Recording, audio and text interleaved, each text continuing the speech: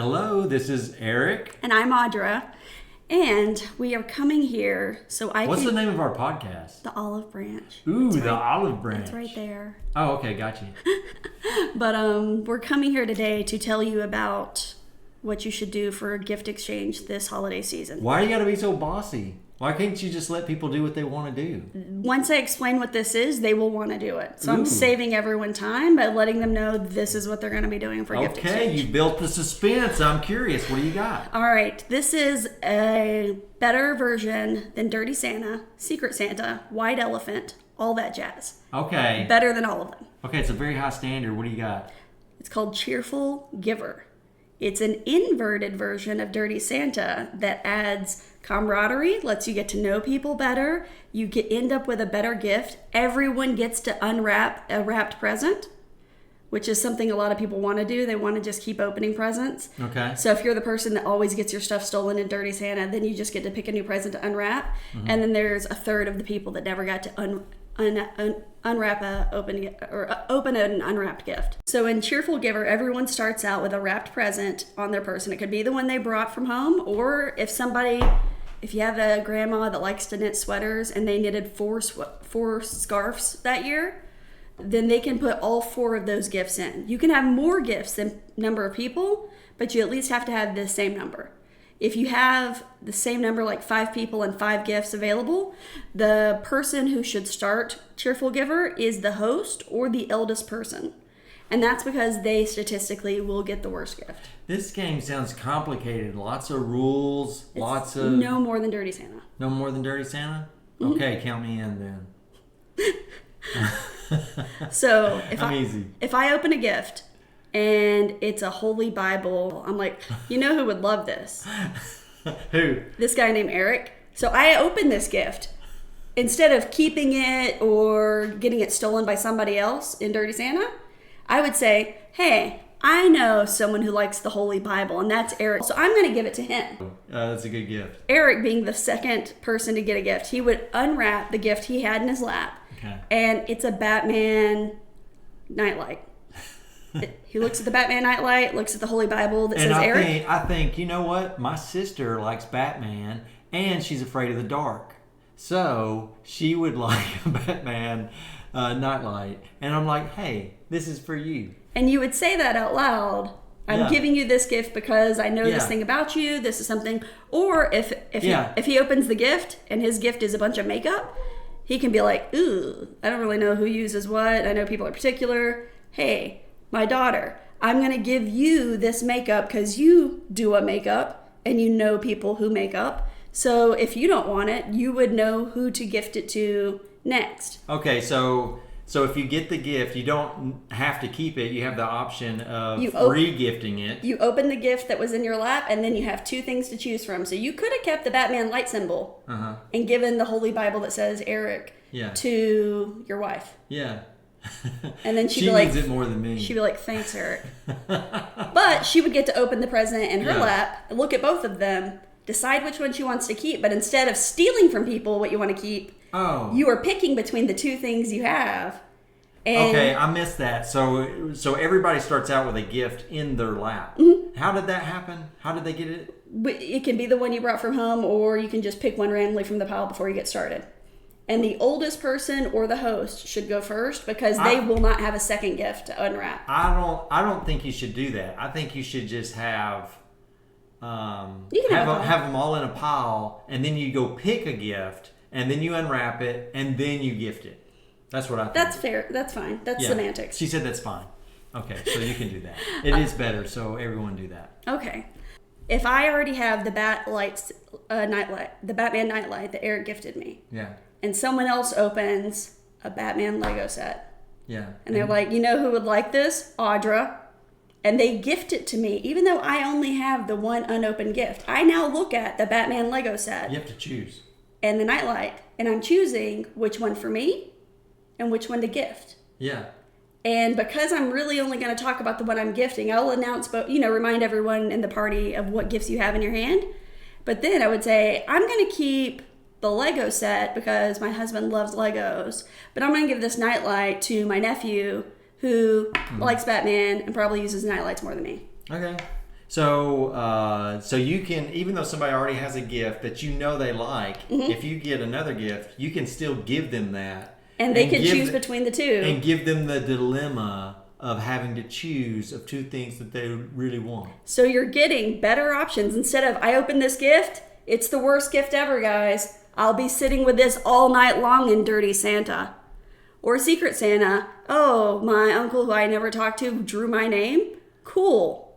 I can't wait for the TJ Maxx gift card or something that's completely inappropriate because he doesn't know me that well. Yeah. So it's better than Secret Santa. And also, as you're doing the game, everyone's talking about, I know someone likes this. Yeah. Or I think someone might like this. I'm going to give it to them. And they could be like, I have less of a clue than you do about this. Yeah. So I'm going to re-gift this to someone I think might have a clue about it. The host gave away their only gift. So if they get gifted something, then they don't have two to pick between. So the best option is if you have 5 participants, have a 6th gift. And it doesn't have to be anything big or major. It can be the $10 gift card to Zaxby's. Who's responsible for buying 2 gifts? Typically, I would imagine the host or whoever wants to volunteer. And it, like I said, it doesn't have to be anything. It could be, I baked cookies and I have a bag of 10 cookies that I made extra just for this. So if you get 5 gifts, though, for 5 participants, that's not bad. It's not. You can do it. Yeah. But there's less options. And what I like is if you have the 1 extra gift at least, or if you have more than that, that means some people will get 2 gifts. And I can explain that here in a second. But if you have at least the 1 extra gift, I like to call that we struck gold. And that means we are at the end of the game where we've opened all the presents. Yeah. Everything's been passed out. But then you still do 3 more because you have the 2. Yeah. And you still choose between and pass it off to someone else 3 more times. And I like to call it a lot of math. Do you got to have a calculator? No, that's how Dirty Santa is. Anyways, you're always doing. Oh no, that already got swapped 3 times. It's dead now. You can't do that one again. But I like to say we struck gold because you can say gold, frankincense, and myrrh, and those are the 3 gifts for. But that's names the last 3 transactions. You sound like a Bible scholar. I dabble in knowledge in general. Okay. Those are the 3 gifts given by the wise men upon the birth of Christ. So, yeah. Good stuff. So I like saying that we struck gold, and then you can do frankincense and myrrh for 2 more passes, just so everything gets to go out and nobody gets stuck with something. Yeah, I like it.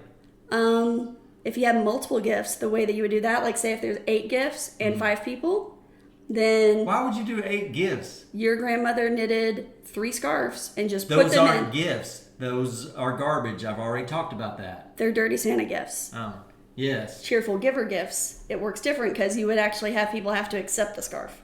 If you have multiple gifts, so if you have 8 gifts and 5 people, and you gave me the Batman nightlight, and then someone gave me the Batman Lego set, I would now be the first person to keep 2 gifts.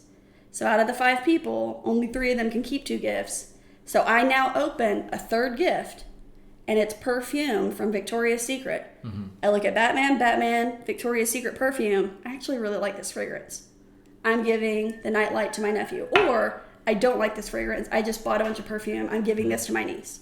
And that way, the first person who is gifted something twice, they have the highest interest or the highest compatibility with the gifts. They get to take 2 things home. Very interesting. And it's still kind of random because you don't know what you're going to open first or last or What whatever. about price limit? Should there be a price limit or no price limit? Or I am for no price limit, multiple gifts. So we could all end up with 2 or 3 gifts. And someone could get rich, but that's not the point. I'm a socialist. I don't believe in the concept of money or capitalism. You just get what matches you the most. What about age limit or something? Is this a game for just adults, or can you have kids mixed in? You can now have kids mixed in. Whereas in Dirty Santa, we would have people buy a few kid toys, and we would try to let the kids, because my family, I have 4 older brothers. They've all procreated. I got 14 nieces and nephews. I now have 8 or 9 grand nibblings now. It's wild. I didn't procreate.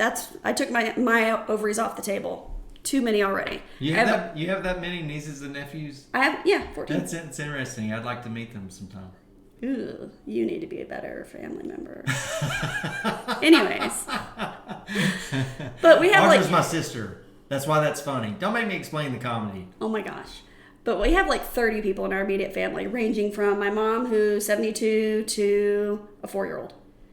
And if you got a gift for a 4-year-old and some 25-year-old who isn't related to the 4-year-old directly and doesn't even... Oh, I'm stuck with this. Cool. Oh, and the 4-year-old got a cooler toy from something else. I remember one time the 4-year-old wanted a box of hot chocolates that was nice and for adults. Yeah. And then there was a stupid kid toy also in the mix that he was just leaving over there. Because if you're not stealing it, but this way he would be able to look at both of them and then give away the 4-year-old toy, but he'd have to think of who would want it other than him. Yeah. And so that way you could have kids in the mix with Cheerful Giver, whereas with Dirty Santa, you get screwed over a little bit more. Okay. All right, I like it. I'll play it. Let's go. That's all I got. I think you should do it this year. Merry Christmas. I think it is a better focus. I think playing Dirty Santa, the focus is, ooh, what can I get? What do I like? How can I steal that from them? Instead of that, just hey, so-and-so would like this gift, or you would like this gift. That's a better thought process. Yeah, and you're looking at two things, and everyone already knows you're keeping one of them. Yeah. So the main thing is, who am I gifting the other one to and why? And everybody's getting a gift that's thought of for them. Mm-hmm. If you only have the one gift per person, then the host or the eldest person, which was who I suggested go first, they won't have the second gift. I think it's a better focus. In Dirty Santa, there's so many times I've been stuck with a bad gift that is really, in my mind, how I categorize it, it's garbage. Mm-hmm. It's just garbage junk that I gotta take care of until everybody leaves, and then I throw it away. So to have the focus more on, hey, I intentionally gave that to so-and-so because I was considerate of what they like. And you know what? They liked it. I don't know. It's just better. You get to learn what people like more also because you're discussing, I think this is for them, ? Yeah. And then they can confirm or deny it. You can give, I got a knife and I don't knife people. Yeah. So... you work in a warehouse, brother so-and-so. With difficult people, and you probably want to knife them. Maybe this is good for... Or you open boxes, you know? That's what I mean. You might use a knife more than me. And they may be like, I do use a knife more than you. I have 17 knives. I don't need this. But I can give this to so-and-so. So you may have things that go through a bunch of people. And that's good because it's finding the best home. Yeah. So, customary with our podcast, I must grant you an olive branch because I endorse this recommendation. I believe it says in God's holy word from the Apostle Paul, I want to say in Acts, did not look this up, but I think he says, it is better to give than it is to receive. And so, biblically, we fully endorse this recommendation. Okay. So when you buy gifts for Cheerful Giver, do you think, hey, I'm going to do something that's just for this particular person, or do you want something that's more collectively appreciated by several people? Or does it matter?